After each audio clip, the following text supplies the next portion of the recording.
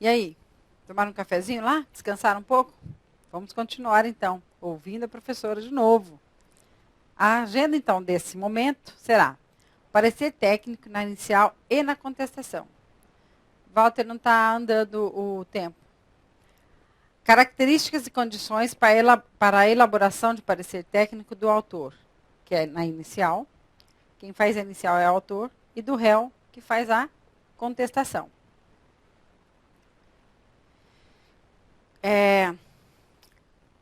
Lá no artigo 427 do CPC, temos quanto aos pareceres técnicos na inicial e contestação o seguinte. O juiz poderá dispensar prova pericial quanto às partes, na inicial e na contestação. Quando as partes na inicial e na contestação apresentarem sobre as questões de fato pareceres técnicos ou documentos elucidativos que considerar suficiente. Bom, gente, a gente está falando até agora aqui, né? Elaboração de laudo, laudo pericial, feitura do laudo, entrega do laudo, juntada do laudo aos autos, né? O laudo, gente, também é considerado o quê? Uma prova pericial. Tá certo? Então, o laudo também é uma prova pericial. E é uma prova pericial que dá base para o juiz na tomada de decisão. Tá certo? É naquele cálculo, naquele laudo que o juiz vai confiar. Por quê? Porque o juiz nomeou um perito de sua confiança para a elaboração daquele laudo, daquela perícia contábil, para que ele entenda, seja muito claro para ele o que ele tem que decidir, tá certo? Ocorre que quando na inicial já existem provas suficientes, documentos que elucidam aquilo que o juiz precisa saber, né?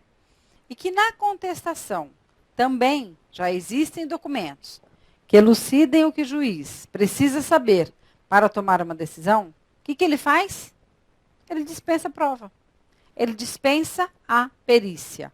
Ou seja, gente, não há perito nomeado pelo juiz. Não há solicitação por nenhuma das partes de perícia, porque o juiz acha desnecessário. Porque, na realidade, eu venho falando também aqui que a perícia, quem paga é a parte que solicita, né? Geralmente, quem quer elucidar mais aquela causa, né, aquela ação, vai lá e solicita a perícia e paga aquele perito. Só que o juiz também ele pode fazer o quê, gente? Indeferir esse pedido. Né? Ele fala, não, eu não preciso, eu já sei o que eu vou fazer. Está tudo muito claro para mim. Né? Dentro da inicial e dentro da contestação, eu já tenho todos os parâmetros para tomar a minha decisão, para promulgar a minha sentença. Eu vou só explicar uma coisinha, que assim, inicial é quando o autor, ou seja, quem está movendo a ação, né, contra outra pessoa, dá início, o nome já diz tudo, né? Dá início à ação, ou seja, inicial. Ele vai lá e fala tudo o que ele quer e tudo que aconteceu, conta tudo para o juiz e move uma ação contra uma outra pessoa, física ou jurídica. Tá certo? E a contestação? O que é a contestação? O nome também já diz, né, gente? Quando do recebimento, da notificação de uma inicial contra ele, ele vai lá e faz uma contestação àquela inicial. Então, deu-se início a um processo judicial, onde há duas partes, uma que iniciou e a outra que contestou. Uma que falou, eu estou certo, e a outra que falou, eu também estou. Ou a outra que falou, não, você não está certo, você está errado. E aí, gera o quê? Gera uma polêmica, né? Gera um conflito para o juiz decidir.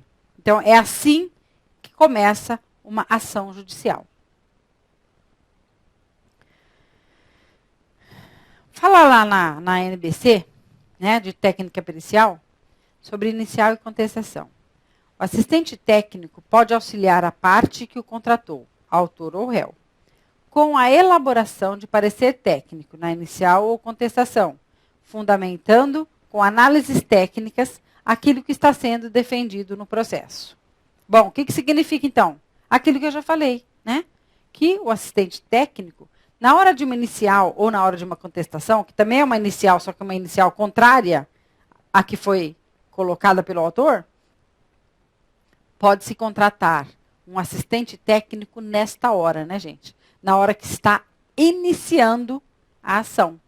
Quem contrata? O juiz? Não. Quem contrata são as partes. Cada um contrata o seu para quê?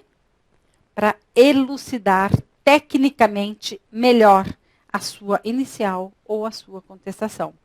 Para chegar no juiz e ser o quê? Um processo relativamente rápido. E para ser um processo que dê clareza para o juiz tomar a sua decisão. E daí o que acontece? Não precisa nem de perícia. Ninguém precisa pagar um perito, tá certo? Para nós é bom isso? Claro que não, né?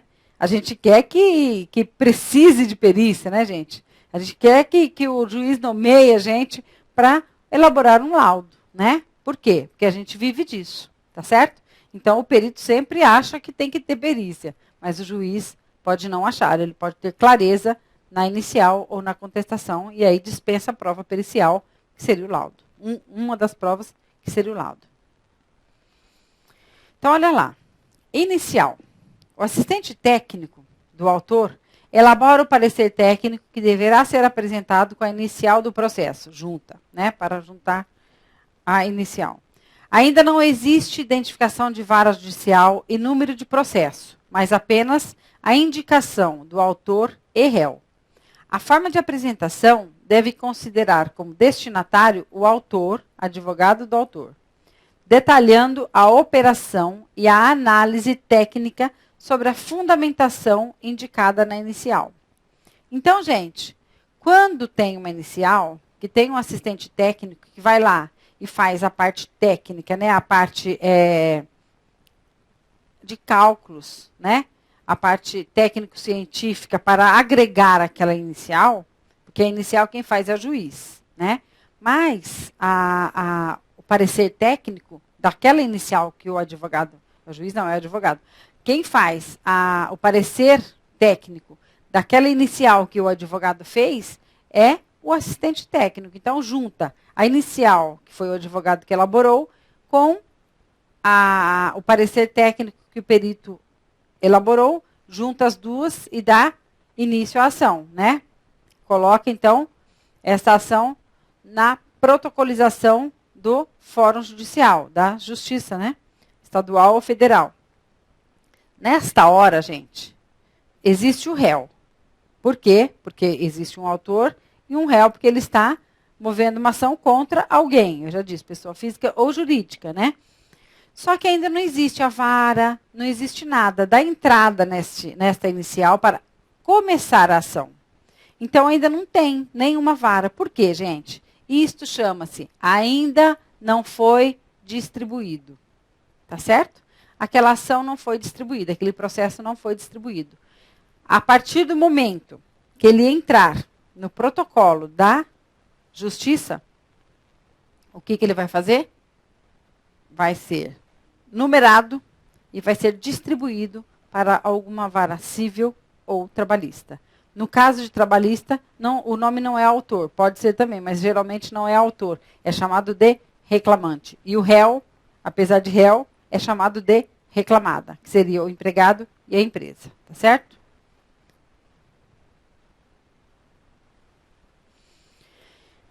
E aí, após a inicial, né, é notificado então o réu, e o réu faz a contestação. O assistente técnico do réu elabora o parecer técnico que deverá ser apresentado com a contestação do processo. Já existe identificação de vara judicial e número de processo, além da indicação de autor e réu. Exemplo, a ação está na segunda vara civil da comarca de São Paulo, o processo número 5 de 100.100, né? Ordinário. Então, olha lá. O processo já foi o quê, gente? Distribuído. Então, ele já existe. Ele já tem número, ele já tem vara, ele já tem juiz para decidir, né, aquele conflito, tá certo? Então, quando se dá a contestação, o assistente técnico tem que fazer o parecer técnico, né, para também fazer a juntada na contestação e anexar ao processo ou juntar ao processo, tá certo? E aí já com número, com vara, com tudo direitinho. A forma de apresentação deve considerar como destinatário o réu, advogado do réu, detalhando a operação e a análise técnica sobre a fundamentação indicada na contestação. Então, olha só. O autor foi lá, moveu uma ação contra mim. Eu vou lá e contesto aquela inicial. Eu falo que não, que tudo aquilo que ele está falando, eu não fiz. Né? E eu vou fazer o quê? Um parecer técnico fundamentando a minha contestação. Fundamentando que eu não fiz aquilo. Por que eu não fiz aquilo? Tá certo? Então, é isso que funciona. Um fala que fez e o outro fala que não fez. Gera um conflito e o juiz entra para decidir. Né? Quando não tem provas suficientes, ou seja, quando não tem documentação suficiente para a tomada de decisão do juiz, na inicial ou na contestação, o juiz faz o quê, então? Nomeia um perito. Ou seja, as partes, né, vão solicitar um perito porque o juiz não tem condições de decidir aquele conflito, né, aquela ação. Agora, já falamos lá de inicial e contestação. Vocês já sabem tudo, né, de inicial e contestação, de parecer técnico para inicial e contestação. Vamos falar agora de laudo pericial. Características e condições para a elaboração de laudo pericial, com base nas informações e dados para sua realização. Com base no CPC, temos quanto ao laudo pericial o seguinte. Artigo 421. O juiz nomeará o perito, fixando de imediato o prazo para a entrega do laudo. Parágrafo 1º. Incumbe às partes, dentro em 5 dias contados da intimação do despacho de nomeação do perito, 1. Indicar o assistente técnico e apresentar quesitos. Bom, então, a gente já falou isso aqui na aula passada, né? Assim que o juiz nomeia o perito, ele já incumbe as partes, já notifica as partes, tá certo? Que tem que nomear assistente técnico e apresentar os quesitos dentro de 5 dias. Isto na vara civil, tá bom, gente? Na vara trabalhista, não tem nomeação de assistente técnico, só perito. O juiz nomeia o perito de sua confiança e o perito faz os cálculos daquele processo trabalhista. Parágrafo 2º. Quando a natureza do fato o permitir, a perícia poderá consistir apenas em inquirição pelo juiz do perito e assistentes, por ocasião da audiência de instrução e julgamento, a respeito das coisas que houverem informalmente examinado ou avaliado. Artigo 425. Poderão as partes apresentar, durante a diligência, quesitos suplementares. Da juntada dos quesitos aos autos, dará o escrivão ciência à parte contrária. Bom, esse parágrafo 2º aqui está querendo dizer o seguinte, que quando a ação permitir, né, quando aquele conflito permitir, a perícia pode consistir apenas em inquirição, apenas em perguntas, né, em questionamentos, tá certo? Onde, gente? Na audiência, né? O juiz chama o perito e na audiência o perito vai dar instrução e julgamento, ou seja, vai instruir o juiz para a tomada de decisão. Nesse artigo 425, que a gente já falou bastante também, além dos quesitos, né, normais, daqueles quesitos que são apresentados em 5 dias da nomeação do perito e do perito assistente, pode também fazer o quê? A juntada dos quesitos suplementares, né, gente? Que nós já falamos lá nos honorários sobre os quesitos suplementares, né? É nessa hora aqui, ó, e dentro do artigo 425 do CPC, que pode, então, que abrange aí a juntada de quesitos suplementares, né, aos autos, certo? Que é feito o quê? Através do escrivão, né, com ciência da parte contrária. Então, o escrivão faz o quê? Ele notifica a parte contrária de que estão chegando o quê? Quesitos suplementares. Então, todo mundo tem que saber, porque é documentado. Ainda no CPC, temos sobre as diligências e ciência. em relação ao laudo, né? É isso mesmo. Em relação ao laudo, gente, nós temos lá diligências e a ciência do que está acontecendo dentro desse laudo. Ainda pelo CPC, temos lá nas diligências, o artigo 429. Para o desempenho da sua função, podem o perito e assistente técnicos utilizarem-se de todos os meios necessários, ouvindo testemunhas, obtendo informações, solicitando documentos que estejam em poder de parte ou em repartições públicas, bem como instruir o laudo com plantas, desenhos, fotografias e outras quaisquer peças. As partes, no artigo 431-A, as partes terão ciência da data e local designados pelo juiz ou indicados pelo perito para ter início à produção da prova. Bom, o que significa isso aqui, ó? Que para o desempenho da função, o perito e o assistente técnico pode fazer o quê, gente? Qualquer tipo de diligência, ouvindo testemunhas, pegando informações, documentos, tudo que vai fazer o quê? Parte da elaboração do laudo para ser um laudo perfeito, né? Para ser um laudo esclarecedor ao juiz, tá certo? E as partes, elas têm que ter ciência, tá certo? Do local e do horário designados, ou pelo juiz ou pelo perito, né? Do que vai acontecer dentro da perícia. Ou seja, pessoal, isso aqui trocando em miúdos é o seguinte. O perito, quando nomeado, ele já vai saber quem são os peritos assistentes. E lembra que eu falei outro dia? O perito ele tem que manter o perito assistente a par de tudo que ele está fazendo do laudo. Eu vou fazer uma diligência na empresa X no dia tal. Vocês querem me acompanhar? O perito assistente pode acompanhar o perito, né? Então, ele tem que avisar. Porque se ele não avisar, qualquer coisa que o perito faça dentro da elaboração do laudo e não avise os peritos assistentes, eles podem impugnar o laudo inteiro do perito baseado nesse artigo 431-A. Ele vai fundamentar a impugnação dele nesse artigo 431-A. As partes terão ciência da data e local designados pelo juiz ou indicados pelo perito para ter início à produção da prova.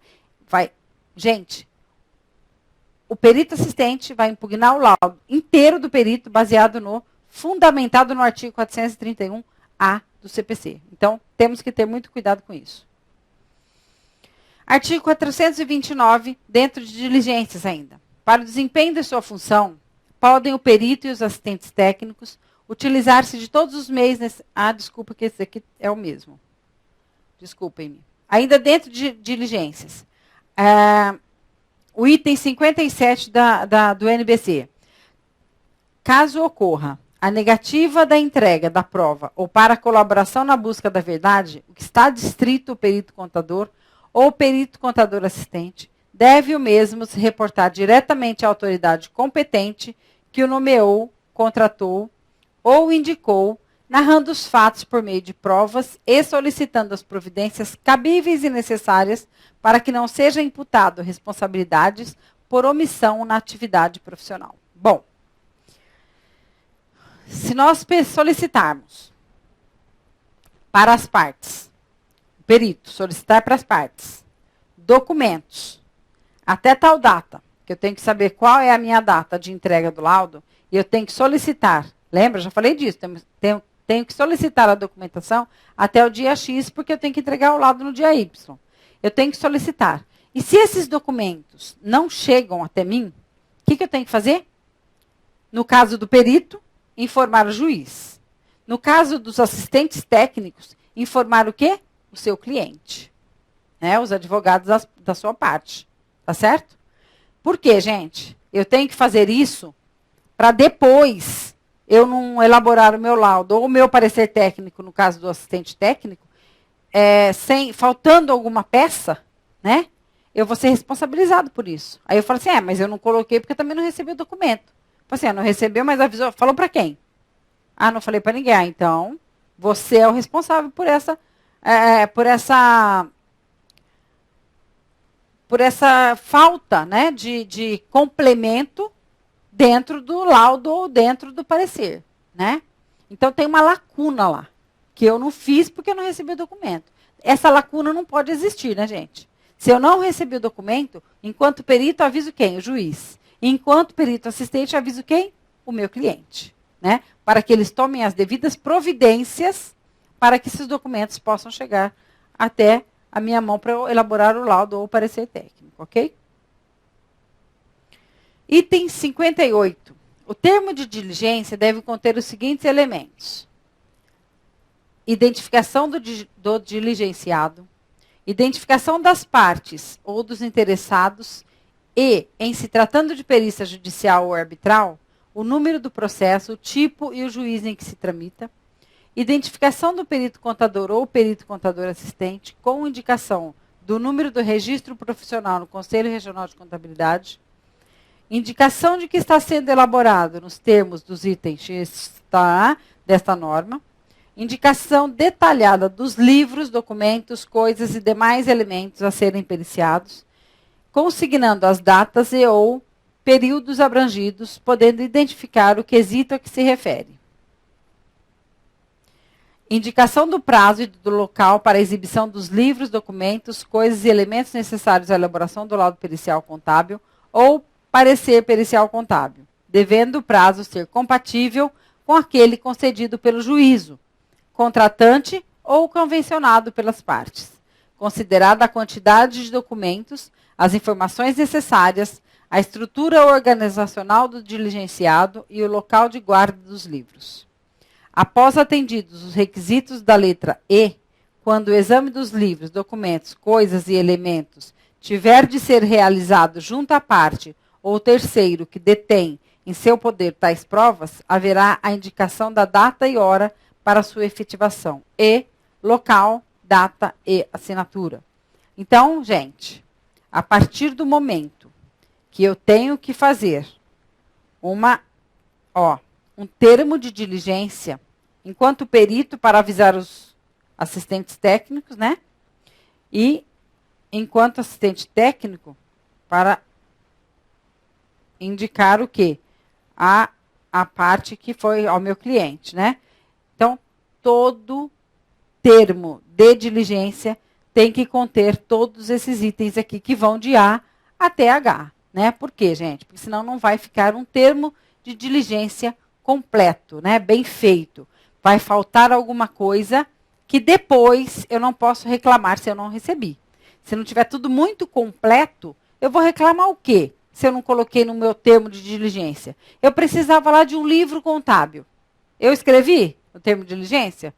Não escrevi. Aí chega toda a documentação e não veio o livro contábil. E eu vou falar o quê? Eu vou mandar para o juiz uma petição falando que não me mandaram o livro contábil? Não, né? Eu não pedi. É o que eu falo, né? Quem não sabe pedir, toma Guaraná Taí, né? Quem pede direito, toma Guaraná Antártica. Agora, quem não sabe pedir, toma Taí, tá certo? Então, não tem jeito, né, gente? Eu tenho que saber pedir. Eu tenho que fazer um termo de diligência completo para vir para as minhas mãos aquilo que eu preciso para a elaboração do meu laudo. Então, o meu termo de diligência tem que ser completo.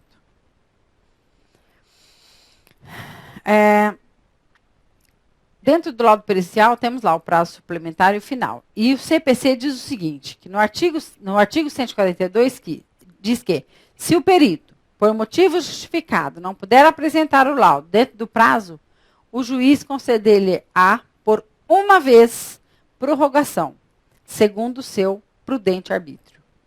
Lembra que eu estava falando que a gente só pode pedir a dilação de prazo para o juiz uma vez? Gente, é lei. Viu? Olha aqui. Está dentro do artigo 432 do CPC. Então, é lei. Eu não posso solicitar dilação de prazo ao juiz mais de uma vez. Por isso, eu tenho que fazer o meu planejamento bem feito, né? Porque se eu não fizer o meu planejamento bem feito, o que vai acontecer? Vou ter que pedir dilação de prazo mais de uma vez, né? Provavelmente. E eu posso isso? Não, eu não posso. Está lá no artigo 432, escrito que eu só posso pedir a dilação de prazo uma vez. E ainda, olha aqui, ó, segundo o prudente arbítrio de quem? Do juiz. Ele pode falar que não também. Geralmente não fala, tá, gente? Mas ele pode, é livre-arbítrio dele isso, né? Geralmente não fala, porque senão ele não quer também um laudo mal feito, né? E no artigo 433, fala o seguinte, ó, O perito apresentará o laudo em cartório no prazo fixado pelo juiz em pelo menos 20 dias antes da audiência de instrução e julgamento. Parágrafo único. Os assistentes técnicos oferecerão seus pareceres no prazo comum de 10 dias, após intimadas as partes da apresentação do laudo. Bom, o perito, o juiz, ele arbitra um prazo para o perito, né? Vamos supor, de 30 dias. Quando ele arbitra 30 dias, é porque ele já sabe que 20 dias depois haverá uma audiência para a discussão sobre aquele laudo. Quando o perito solicita uma dilação de prazo e fala quantos dias ele vai precisar a mais, o que o juiz tem que fazer, gente? Ele também tem que dilatar o prazo da audiência em 20 dias após a entrega do laudo, ok? Está escrito aqui. O laudo tem que ser entregue em cartório, no cartório da vara, né? 20 dias antes da audiência. Então, o que acontece? Se eu peço dilação de prazo, o juiz também tem que dilatar o prazo da audiência. Senão, não dá certo. Tem que ser 20 dias depois, tá certo? E, após a entrega, a juntada do laudo, então, os peritos assistentes têm 10 dias para fazer a juntada o quê, gente? Do parecer técnico, tá certo? Que são 10 dias antes da audiência. Então, tudo tem que ser antes da audiência, não adianta, né? E, às vezes, os assistentes técnicos, eles fazem a entrega do parecer técnico deles junto com a juntada do laudo pericial. Porque o perito geralmente avisa antes, né? E manda, ele tem que avisar, aliás. Eu falei isso outro dia para vocês. Ele tem que avisar antes. Então, às vezes, o perito já manda o laudo por e-mail para os assistentes. E aí o assistente já elabora o parecer. E aí, quando ele vai entregar, ele fala, eu vou entregar tal dia o meu laudo, né? Eu vou fazer a juntada em tal dia. Aí os assistentes já vão e fazem também a juntada do parecer técnico junto com o laudo. Porque é tudo mais simples para todo mundo, né? E lá no item 59 da NBC, o decreto-lei 9.295 de 46, na letra C do artigo 25, determina que o laudo pericial contábil somente seja elaborado por contador que esteja devidamente registrado e habilitado em Conselho Regional de Contabilidade. Isso aqui nós falamos já, né? Desde a primeira aula a gente estava falando isso, né? Eu já expliquei isso para vocês. E vocês viram, né, gente? Lá no decreto-lei de 46 já tinha isso. Ó, 1946, tá certo? Na letra C do artigo 25. Então, no item 59 da NBC, nós temos lá, então, que o perito contábil, ou seja, um laudo pericial contábil, ele só pode ser elaborado por um contador, tá certo? Devidamente registrado no Conselho Regional. Não adianta ser contador e não ter o quê? O registro no CRC, né? Então, é o que vocês são contadores. E vocês vão fazer o quê? A prova de suficiência para serem o quê, gente? Registrado no Conselho Regional da categoria de vocês, ou seja, no CRC, né? Lá no item 60 da NBC, laudo pericial contábil é um documento escrito no qual o perito contador deve registrar de forma abrangente o conteúdo da perícia e particularizar os aspectos e as minudências que envolvam o seu objeto e as buscas de elementos de prova necessários para a conclusão do seu trabalho. Item 61. Obriga a norma que o perito contador, no encerramento do laudo pericial contábil, apresente de forma clara e precisa as suas conclusões. Então, em todo laudo, gente, além dele ser muito claro e muito objetivo, ele tem que ter o quê? Uma conclusão. Eu tenho que fazer o laudo, responder todos os quesitos e tenho que concluir aquele laudo, aquele meu trabalho. O que eu concluí com aquele trabalho todo, né?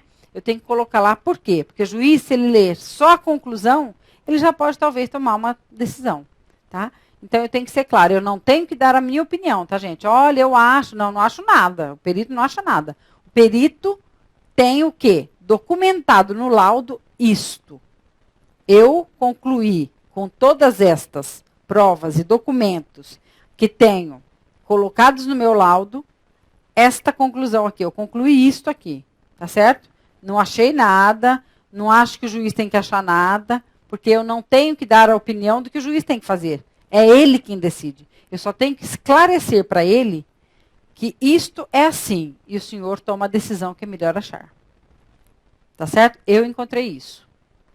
E é documentado, é fundamentado em documentos. É isso aqui que eu encontrei. E o senhor toma a sua decisão. É isso que significa um laudo pericial contábil.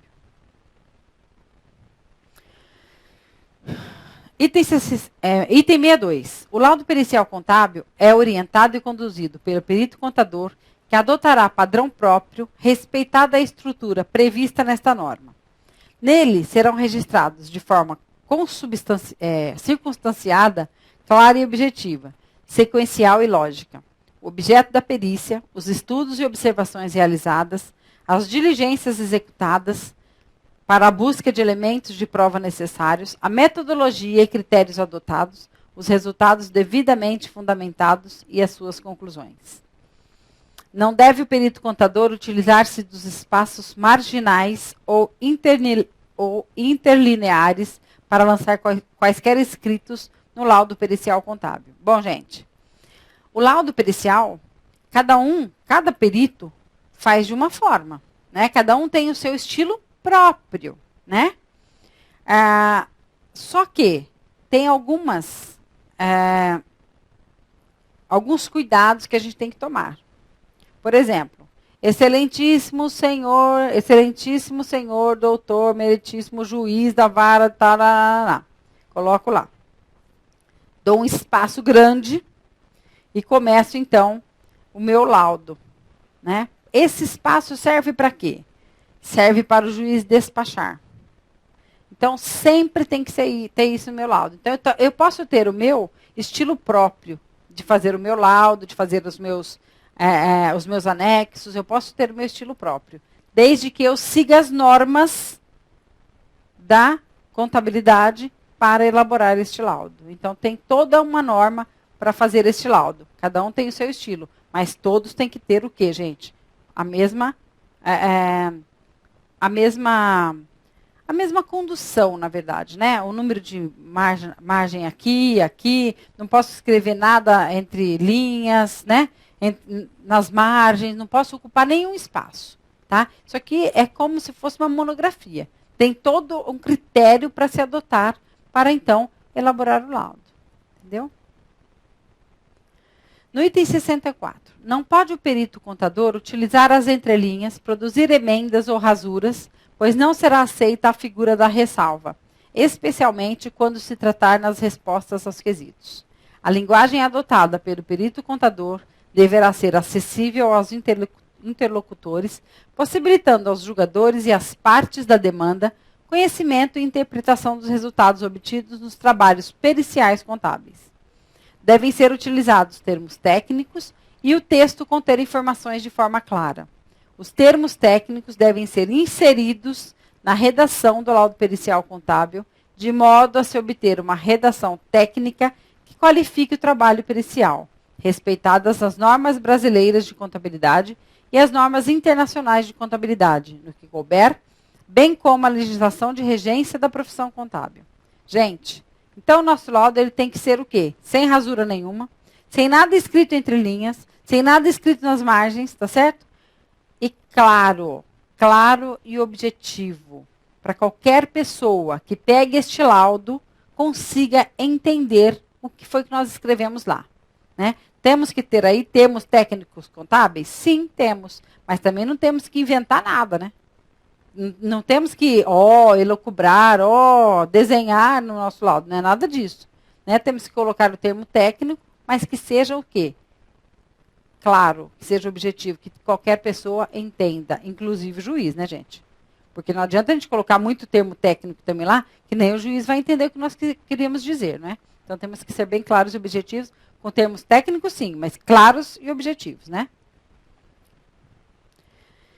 No item 65, tratando-se de termos técnicos atinentes à profissão contábil, devem os mesmos, quando necessários, ser acrescido de esclarecimentos adicionais e recomendada a utilização daqueles de maior domínio público. Então, olha lá, foi o que eu falei. Usamos termos técnicos, mas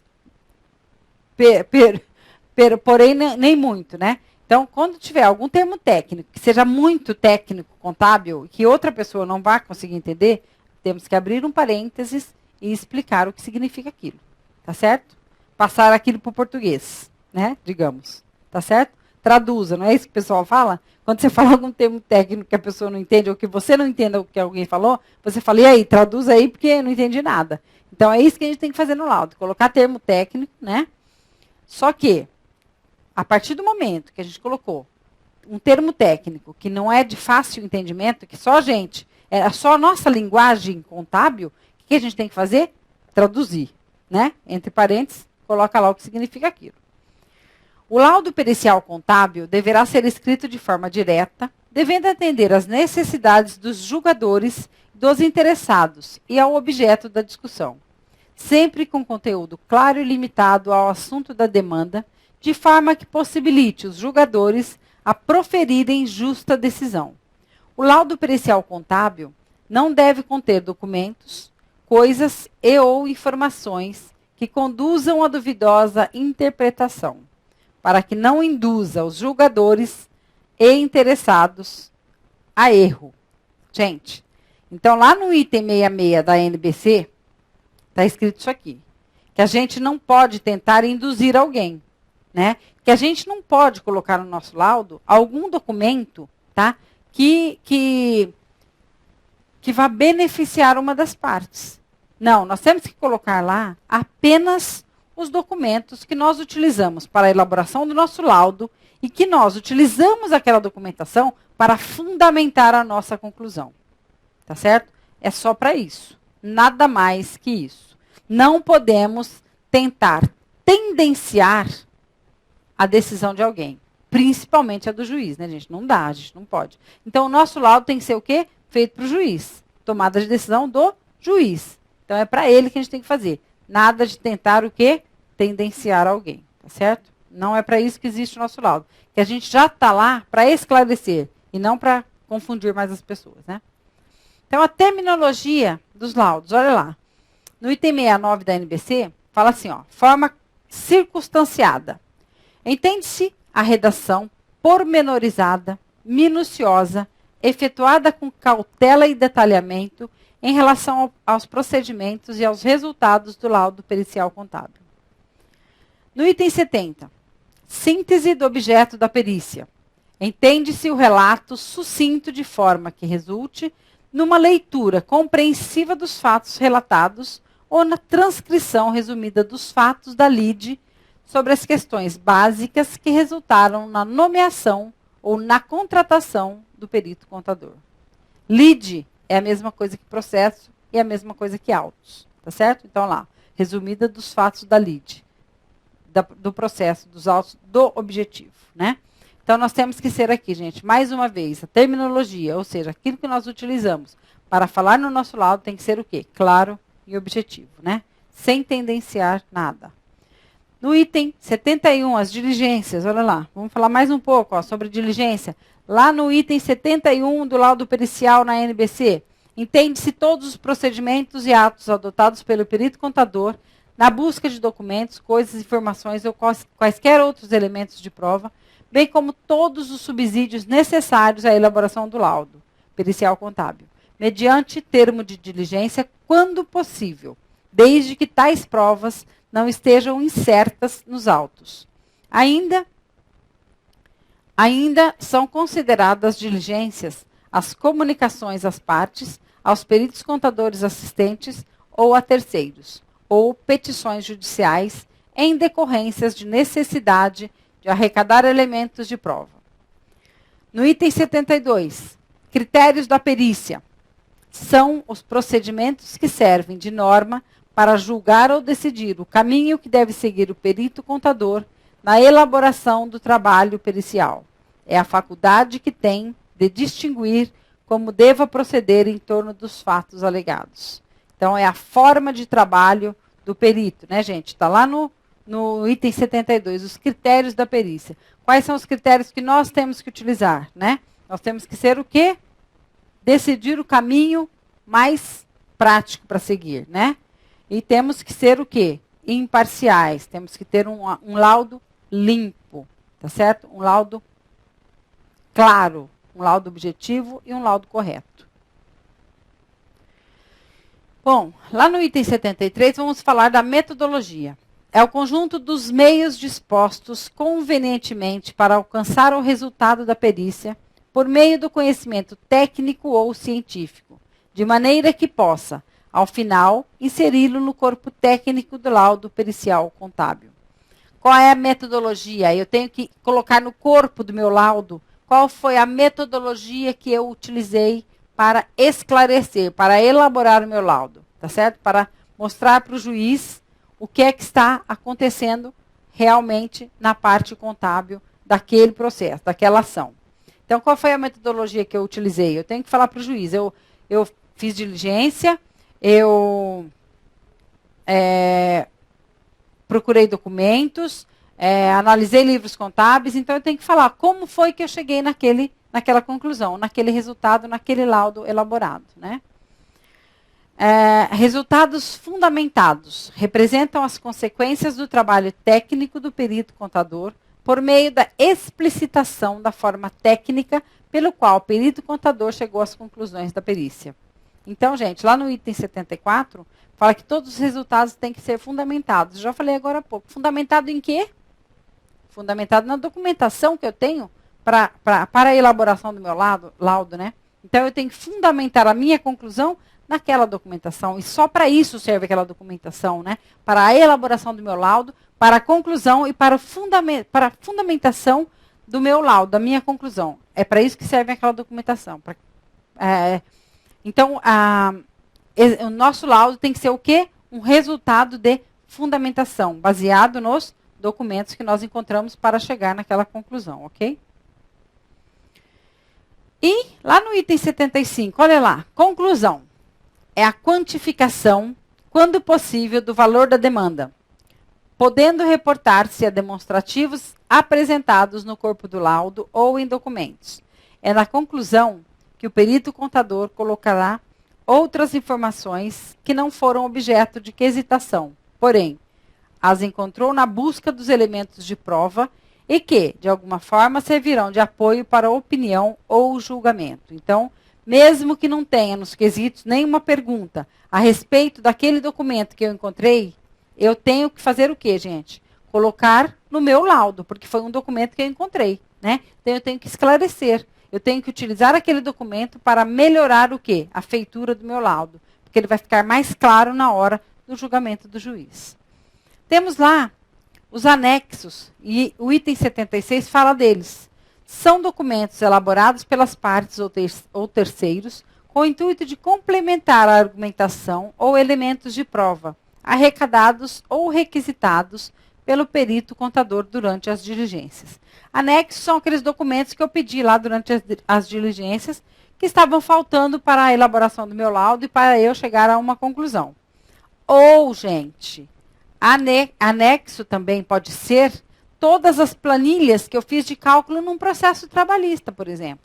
Todo o cálculo que eu fiz num processo civil de um cálculo habitacional, por exemplo. Isso também são chamados de anexos. Por quê? São documentos? São documentos, né? São documentos de cálculo, são planilhas de cálculo. Então, eu tenho que documentar aquela minha conclusão. Por que eu cheguei ao valor de 50 mil reais naquele saldo devedor lá para o financiamento habitacional?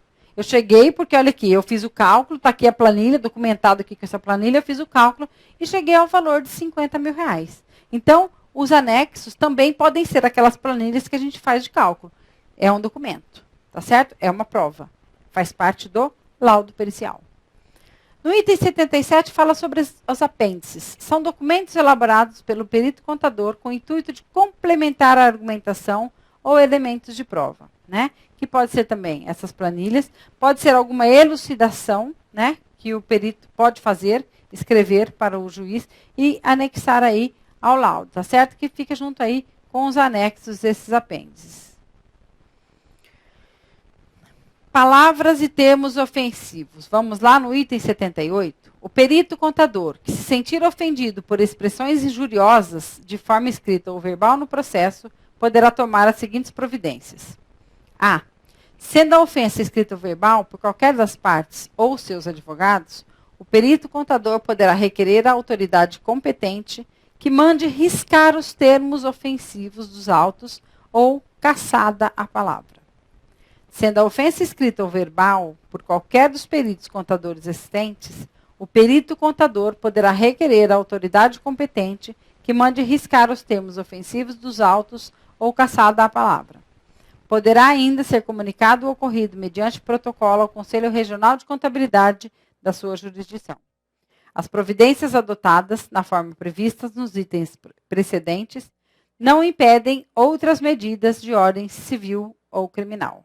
Gente, o perito, ele é a extensão do juiz. Eu já falei isso outro dia também para vocês. E o perito, ele não pode ser desacatado. Ele é uma autoridade, né?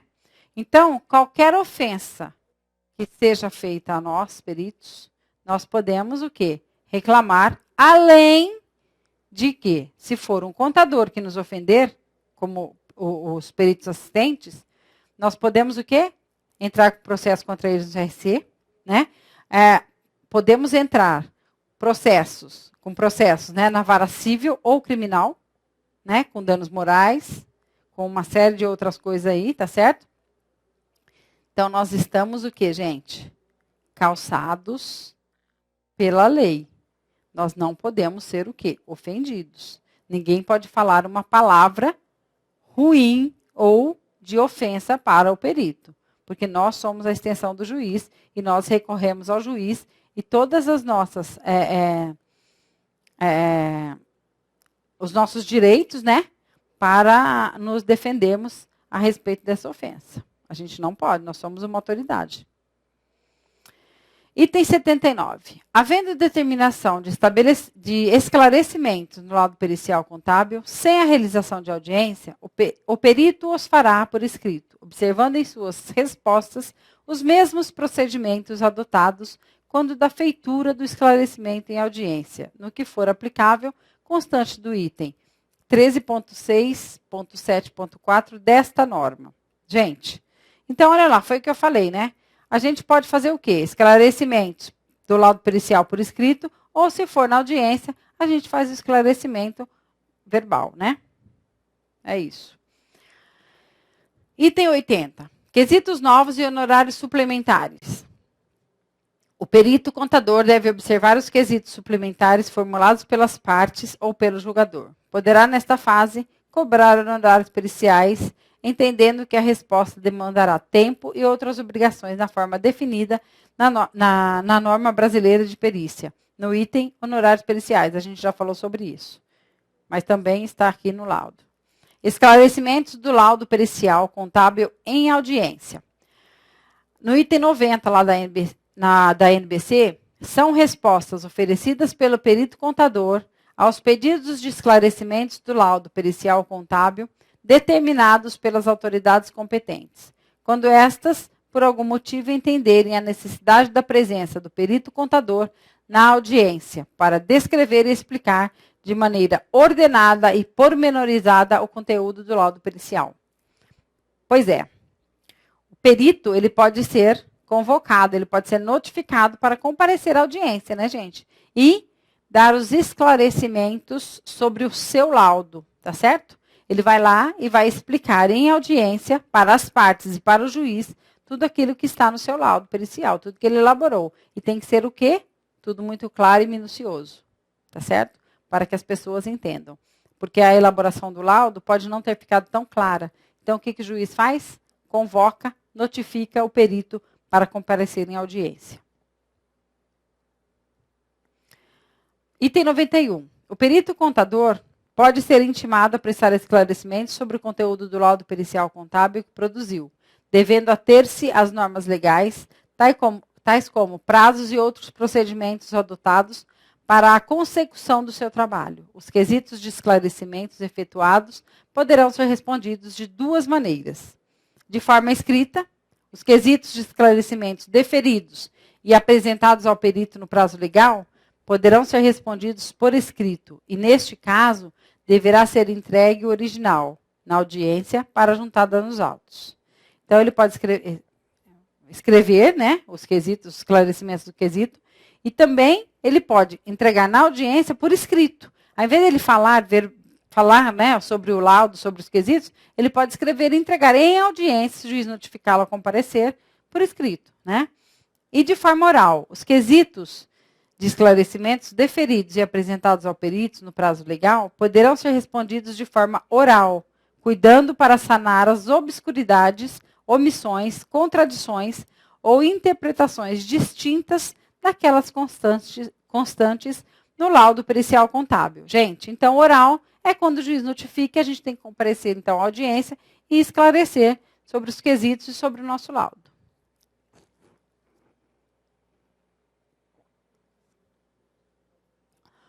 Item 92.